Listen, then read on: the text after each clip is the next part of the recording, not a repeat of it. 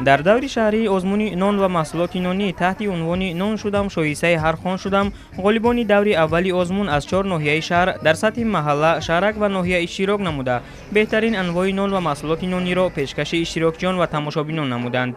дар чорабинӣ намояндагони мақомоти иҷроияи ҳокимияти давлатии шаҳри Душанбе ширкат намуда ба ҳунари кадбонуҳои пойтахт баҳогузорӣ карданд.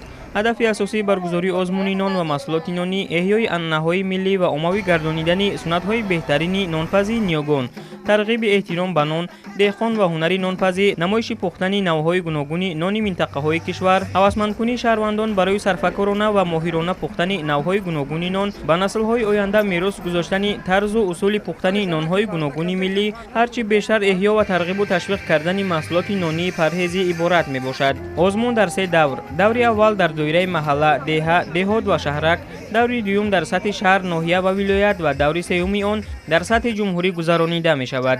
зимни муайян кардани ғолибон ба сифати нон ва маҳсулоти нони миллӣ ва ороиши он бо маҳсулоти гуногун ва дигар шартҳо диққати махсус дода шуд. баъди санҷишу аз назаргузаронӣ, ғолибони озмун муайян гардида бо мукофотҳои пулӣ ва диплому сипосномаҳои мақомоти иҷроияи ҳокимияти давлатии шаҳри Душанбе сарфароз гардонида шуданд ва соҳиби рохат ба даври ниҳоӣ, яъне даври ҷумҳуриявии озмуни мазкур гардиданд.